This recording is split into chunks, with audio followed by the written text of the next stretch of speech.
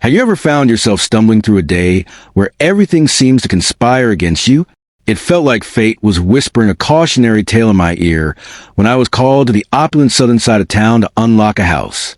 There's something about that area, with its air of affluence and an unspoken belief among its residents that the world revolves solely around them, that fills me with dread.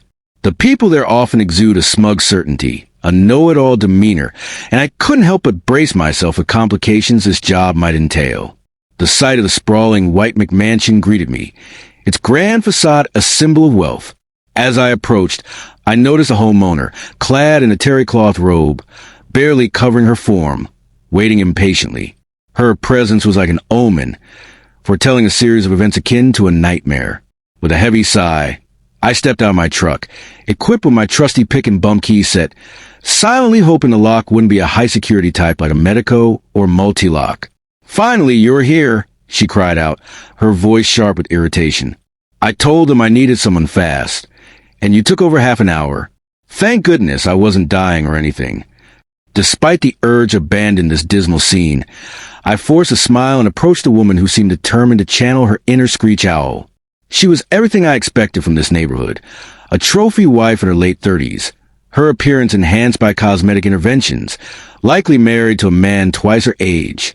"Apologies, ma'am," I said politely. "I arrived as swiftly as I could. Is it the front door that's causing the issue?" With a nod, she directed me to the door, where I found myself confronted by a high-security lock, a Chinese imitation of the multi-lock brand. Internally cursing my luck, I realized it would take at least 10 minutes to pick. As I began my work, I hoped for a reprieve from her incessant chatter, but instead, I was subjected to a relentless stream of complaints. She ranted about her husband's infidelity, her dog's unfortunate accident on her dry cleaning, her son's embarrassing antics on the football team, and her own frustration at being locked out before an important society event. Sometimes, you just know it would have been better to stay in bed. At last, the final pin clicked into place, and the door swung open. She rushed past me into the house, leaving me to return to my truck to prepare the invoice.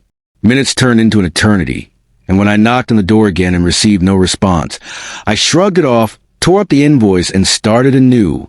45 minutes later, the garage door creaked open, and she emerged, now dressed in the height of local socialite fashion. Handing her the revised invoice, I endured another round of complaints about paying for the time I had waited. What else could I expect from such a day? As the day wore on, I longed for the solace of dinner and relaxation with my wife. However, upon arriving home, I noticed her car was conspicuously absent, assuming she was out running errands. I kicked off my boots, grabbed a cold drink, and began practicing on my sample locks. I was nearly finished with an old Rucco when I heard my wife's car pull into the driveway. Setting down the lock, I wiped my hands on an old towel, hoping she had brought home takeout, as hunger gnawed at me. Just then, her laughter reached my ears, mingling with a low male voice, a voice that should have been my first clue that my evening would not unfold as expected. She walked in with a young man who appeared to be a college athlete, wearing a leather jacket, his physique suggesting he played football. He looked every bit the part of a linebacker or safety. My wife motioned for him to sit across from me and took her place beside him. I stared at them, bemused, wondering what was about to transpire. "Hi, honey," she greeted me cheerfully. When I remained silent, she continued, "This is Steve. He plays football at NM. Marcy introduced us." The cold knot in my stomach tightened as I began stacking the locks for storage. Marcy, my wife's best friend since high school, was someone I had long considered untrustworthy. My attempts to distance my wife from her had evidently failed. "Well, dear, it seems you lied to me about cutting ties with Marcy. Now I'm left to wonder what's happening tonight." My words caught her off guard. I grabbed another beer, opened it with my thumb, and sank back into my chair. "I'm sorry, Dave. I should have told you, but Marcy has been my friend forever. It wasn't fair of you to try to force me to give her up," she said, defensively gaining composure. "That's not what I brought Steve here to discuss tonight," she continued. "Marcy explained how you're keeping me from exploring things I haven't had the chance to do, and I think we need to discuss our relationship." I pondered her words for a moment before meeting her gaze. So, I, your husband, am holding you back? Could you be more specific? Marcy thinks, and I agree, that our relationship could be much more special if you allow me to have lovers. She said you would enjoy watching a younger, stronger man take me in front of you, that it would excite you. I processed this revelation, realizing Marcy had persuaded my wife to follow a path leading to infidelity. So Marcy, a woman who took everything from her husband when he refused a similar arrangement, convinced you that I would willingly accept this? She nodded, seemingly oblivious to the implications. Well, I'm sorry to say Marcy is mistaken. I can only assume Steve here is intended to be the one you will betray me with, but I must ask him to leave. I paused for effect. You can choose to stay or leave him. I don't care either way. If you stay, though, we will have a long conversation about whether we are getting a divorce or if you are willing to sever ties with your foolish friend.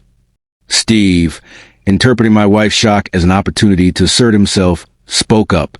Look, dude, I'm going to be with your wife tonight. You can either accept it and be quiet, or I can break your arms and make you clean me up before I move. I chuckled, feeling a sense of calm resolve. Steve, let me clarify something. I'm not some ex-Navy SEAL or Special Forces, but the fight you envision will be nothing like what you expect. If you approach me, the first thing I'm going to do is use this towel. I have bundled the locks and injure you. Seriously, injure you. If that fails, I'll grab anything else within reach, including those knives on the magnetic strip in the kitchen. The surprise in his eyes was palpable. You might beat me down, but understand this. I will keep getting up and coming at you with anything I can find until you put me down for good. Just know that putting down often leads to serious consequences. I place my beer down, resting my hand on the towel. So ask yourself, is my loving wife worth losing your career or freedom over? In the end, it seemed he didn't think so. He turned and stormed out, slamming the door behind him. I locked it and returned to the dining room, sitting across from my wife. So, this is the moment you decide whether you're leaving with him or calling Marcy to stay with her during our divorce. Dave, I don't want a divorce. I love you. This was for us, she pleaded, tears welling in her eyes. I reached over and patted her hand. I'm sorry, dear, but you no longer have the right to make that decision. As she began to cry, I rummaged through her purse for her phone, finding Marcy's contact and dialing her number. When she answered, I said, So, how did Dave like watching Steve with you? Sorry, but the wife is a bit distressed right now. Steve decided to leave because he didn't want broken joints. Come pick up your cheating friend and take her home until we sort out our divorce. I ended the call and tossed the phone back into her purse. Gazing up at the sky, I knew this day had taken a turn I would never forget. 6 months later, I found myself finishing another job in that same pretentious neighborhood, this time at a different house with another trophy wife locked out of her McMansion.